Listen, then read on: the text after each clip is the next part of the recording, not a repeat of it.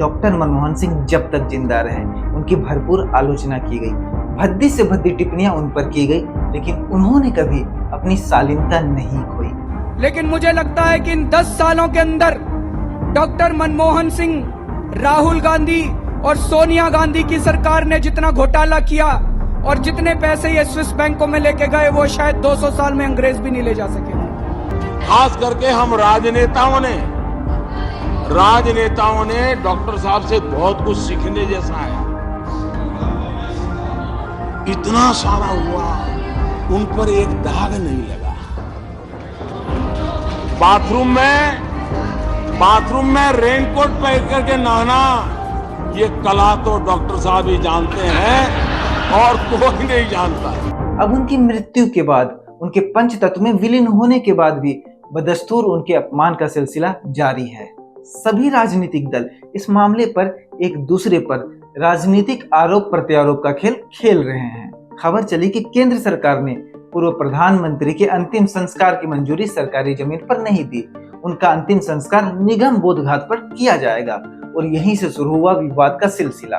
Congress president Mallikarjun खड़गे ने प्रधानमंत्री नरेंद्र मोदी और गृह मंत्री अमित शाह से फोन पर बात कर उन्हें पत्र लिखकर पूर्व प्रधानमंत्री को उनकी गरिमा के अनुरूप अंतिम संस्कार करने और स्मारक स्थापित करने की मांग की। इसके बाद कांग्रेस और तमाम विपक्षी नेता भाजपा सरकार पर पूर्व प्रधानमंत्री के अपमान का आरोप लगाते हुए हमलावर हो गए। कांग्रेस द्वारा आरोप लगाए जाने के बाद 27 दिसंबर की रात को गृह मंत्रालय ने अपना बयान जारी कर स्मारक के लिए जगह अलॉट करने की घोषणा की। गृह मंत्रालय ने बयान जारी कर बताया, आज 27 दिसंबर सुबह सरकार को कांग्रेस के पार्टी अध्यक्ष की तरफ से पूर्व प्रधानमंत्री स्वर्गीय डॉक्टर मनमोहन सिंह के स्मारक के लिए जगह आवंटित करने की मांग मिली।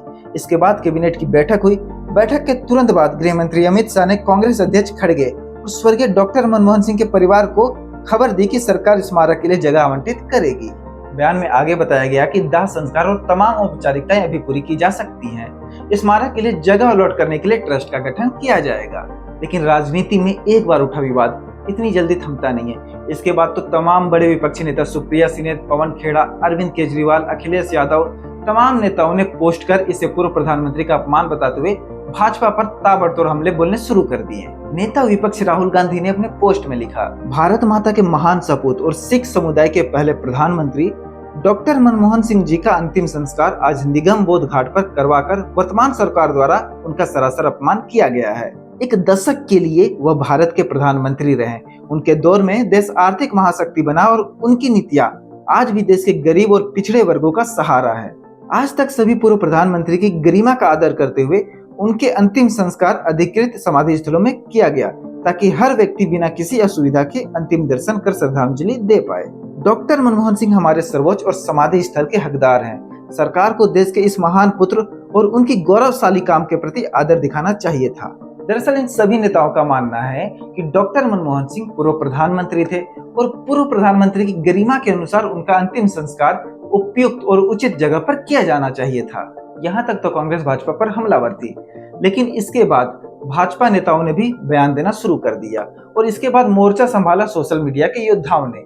उन सभी ने बताया कि किस प्रकार से कांग्रेस ने पूर्व प्रधानमंत्री पीवी नरसिम्हा राव का अपमान किया था। और इसी पर भाजपा प्रवक्ता सीआर केशवन ने कहा कि यूपीए सरकार ने तो पूर्व प्रधानमंत्री पीवी नरसिम्हा राव का स्मारक भी नहीं बनवाया, उनके पार्थिव शरीर को कांग्रेस मुख्यालय में जगह भी नहीं दी।